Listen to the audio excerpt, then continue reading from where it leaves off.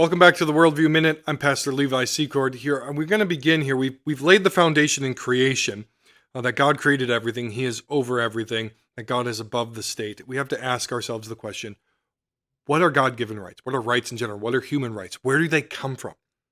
And why is that important? Right? Every governing system has to ask itself and answer this question. Why do we have to listen to you? Right? What gives you the right? Like, God didn't give dominion of man over man. Right? He did give Adam authority over his wife, like we have that, but God did not give dominion of man over man in the political sense at creation. So what gives someone the right to demand obedience? Is it only power? Those who have the power rule. Does might make right? If I have all the power, do I get to determine what is right? If our rights come from the state, are they really rights then? Can they just be taken from us if the state changes its mind? The answer, of course, is yes. If your rights are dependent upon the state, then you don't have rights, you have privileges that can be revoked at any time for any reason. And we saw that in 2020 across the Western world and everywhere else. If there is no such thing as a God above the state, there is no such thing as rights. And so a unique contribution of Christianity to the West and to political philosophy and governing is the idea of God-given rights, universal human rights. Other people have tried to claim credit for that, but this is a uniquely Christian idea. So if you look at something like our own Declaration of Independence, what you have in there is some of the most earth-shattering, wonderful things that are really an application and even almost a pinnacle of the Protestant view of the state coming to a fruition in the forming of our nation. Now, did our nation live it out perfectly? No, they didn't. But the ideals themselves were correct. They were biblical. I'm going to make that case to you today, because often when we talk about this, and what I'm trying to do here is to show you the Bible addresses these things from Genesis all the way through Revelation. And we're going to touch on Genesis and Revelation in this series, that the Bible has a lot to say about this. We just have to open it and not be afraid of being accused of things like Christian nationalism or being a Christo-fascist or whatever people are saying. No, Christians' view of the state is that of a limited state. Why do we believe in a limited state? Because there is a God above the state and the state is not God. Right? When you look at atheistic states like Communist China, the USSR, they become this totalitarian tyranny because the state makes a terrible and vicious God. But where Protestantism has thrived, the state shrunk. As secularism has booted Protestantism out, the state is growing again. It's becoming a functional God for a lot of people. And when you ask and answer the question, why do we have to obey you? All throughout world history, individuals are different. Major empires and governing systems have always tried to connect the divine to the state. Pharaoh claimed to be connected to the sun god Ra. Caesar claimed to be the son of God. You can think about Nebuchadnezzar and demanding worship. You can think about even recently with like the Emperor of Japan during World War II. Like, we think this is all ancient history. No. The Emperor of Japan in World War II, one of the conditions of his surrender was that he could no longer be treated as if he were divine. This is a reoccurring problem throughout world history. But the Christian philosophy of government came to separate that. The divine is not one with the state. The divine is over the state. There's an authority over it, and this necessitates a limited view of the state because it is not God. And that provides us the foundation for human rights. So our founding fathers write that we hold these truths to be self-evident, that all men are created and equal, endowed by their Creator with certain unalienable rights. That among these, not all of them, not an exhaustive list, among these are life, liberty, and the pursuit of happiness. And that came from a uniquely Protestant and Christian understanding of political philosophy and theology. And they are largely right. They are right that God endows or gives rights to individuals. Right? And that the purpose of the government is to secure these rights. Governments among men are formed. The point of the government is to protect the rights of the individuals, not to give them rights, but to protect their God-given rights.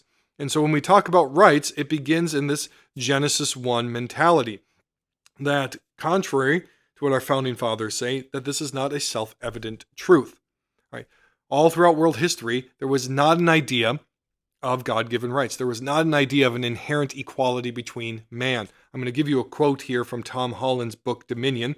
Tom Holland is an atheist historian who wrote the book Dominion, about how Christianity was a positive influence on the world. And whether we want to admit it or not, the West has been Christianized, and even the world has been Christianized by thinking about things like human rights and human equality. This is what he writes about the idea of human rights.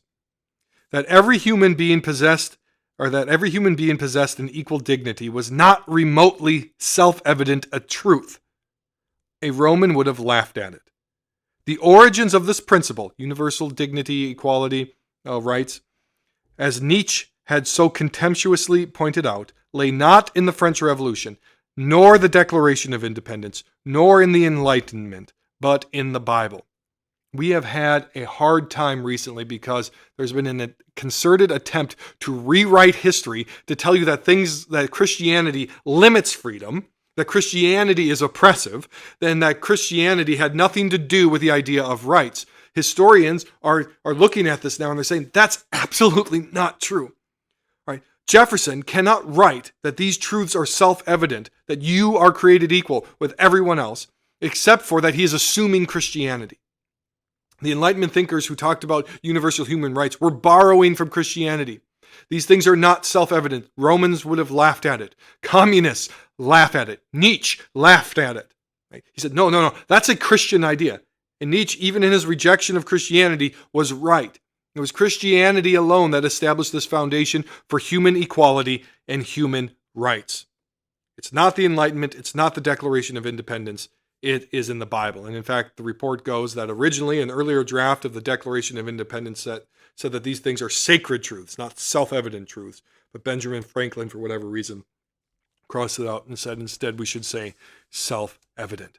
So when we talk about rights, God-given rights, they're given to us by God, therefore no one is to violate them. And if they do, the state is then put in place to punish those individuals for violating God-given rights. These are horizontal rights. God owns everything. God has the right to do what he wants with what he owns and what he has created. You and I don't have the right to my neighbor's property. I don't have a right to take my neighbor's life. Right? These things are basic things. So we have the big three rights. And this is where our Declaration of Independence is a little weaker than it should be. Those big three rights, God-given rights, are life, liberty, and property. So I want to walk quickly through these, the biblical foundations for this. Life, God created life. Every human life bears God's image. So I'm talking about life here. I'm talking about human life, not plant life, not animal life. Human life is distinct because it bears the image of God, and because it bears the image of God, if you attack it at any stage, any demographic, you have attacked the very image of God. God makes this point in Genesis 9:6. Anybody who sheds blood shall by his own hand or shall have his own blood taken. Why? Because man is made in the image of God. God is the giver of life. Only he has the power over life. You are not to take life unless there is just cause. The state can wield the sword to punish a murderer because they are protecting that right of others and punishing. Second, the right to liberty. We talk about liberty. Man is born in a state of political liberty. There is no government over him. God and man communed with one another. Right, this changes after the fall. God institutes the state to punish evildoers, but political liberty is that as long as I am not violating those God-given rights of someone else, I am free to do as I please, pursue my own happiness, as it were. That doesn't make everything morally right, but rather other people don't have the authority to prevent me from doing it. And then third, property. Where do we get the idea of property? When we see property is not that I have the right to own anything I want, not that I have the right to demand property from someone else, but rather that I have the right to the fruit of my own labor. I have the right to what I produce. So God places Adam in the garden. He tells him to work the soil, and then he gets the produce from the soil. He gets the fruit of his own labors. And we see these protected in the Ten Commandments. Yes, the Ten Commandments are a covenantal document given to the people of Israel, but they contain in them universal moral principles that reflect God's character. You shall not kill. No human has the right to unjustly take the right of someone else. This is a human right. Why? Because God's moral standard says, don't do that. You shall not steal. You do not have the right to your neighbor's property, and on that, you should not covet, even want to steal from your neighbor. So the Ten Commandments, many a commentator has pointed out, could really be read as a list of rights. God's rights in the first table of the law, and the second table of the law, the rights of other human beings. And so we have, these are the big three. We could talk about more of them, but So we have here liberty, are the laws of, are the rights of liberty and property and life. So things like theft, fraud, defamation of character, those things are all illegal and should be illegal and punishable because they violate the just rights of individuals. And so this is the Christian contribution to the world. We should all be really slow to think that the state gives us rights.